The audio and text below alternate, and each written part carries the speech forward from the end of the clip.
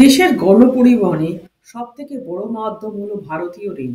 নিত্যদিন কোটি কোটি মানুষের যাতায়াতের একমাত্র ভরসা ট্রেন। তেমনি বিভিন্ন রুটে লেটে ট্রেন চলাও ভারতীয় রেলের এক ঐতিহ্য বটে। সে মেল ট্রেনই হোক বা লোকাল ট্রেনই হোক। তবে ভারতীয় রেলের এমন অনেক ঘটনা রয়েছে যা জানলে অবাক হবেন। তেমনই একটি ঘটনা হলো একটি ট্রেন নির্দিষ্ট স্টেশন থেকে বেরিয়ে গন্তব্যে পৌঁছতে কয়েক বছর কাটিয়ে দেয়।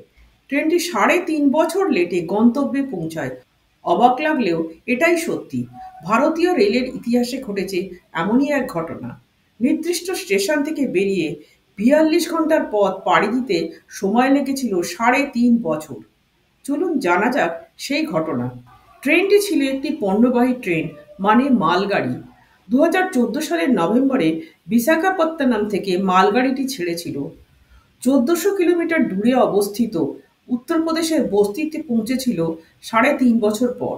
ভারতীয় রেলের এই পণ্যবাহী ট্রেন এই দূরত্ব পেরোতে তৈরি করে ফেলেছে রেকর্ড, সবচেয়ে দীর্ঘ বিলম্বের রেকর্ড। বিশাখাপত্তনমের ইন্ডিয়ান পটাশ লিমিটেড থেকে সার আনার জন্য এই মালবাহী ট্রেনটি ভাড়া করেছিলেন রামচন্দ্র গুপ্ত নামে উত্তরপ্রদেশের বস্তির এক ব্যবসায়ী। ১৩১৬ বস্তা সার ছিল এই ট্রেনে, যার মূল্য ১৪ লাখ টাকারও বেশি।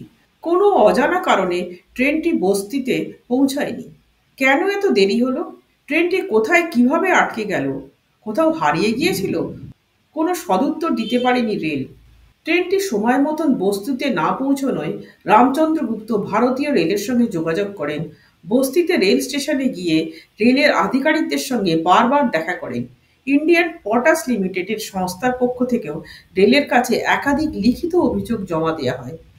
রেলের পক্ষ থেকে কোনো ব্যবস্থা নেওয়া তো দূরে থাক, ট্রেনটি কোথায় আছে তাও তারা জানাতে পারেননি ওই ব্যবসায়ীকে। ট্রেনটি যেন উধাও হয়ে গিয়েছিল। বিশাখাপত্তনম থেকে রওনা হওয়ার পর মালগাড়িটি কোথায় গেল সেই উত্তর দিতে পারেনি কেউ। কোনো ব্যাখ্যাও দিতে পারেনি রেলওয়ে।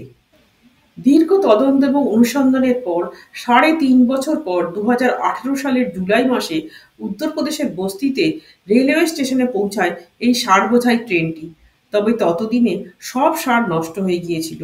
এই নষ্ট হওয়া সার গ্রহণ করেননি রামচন্দ্র।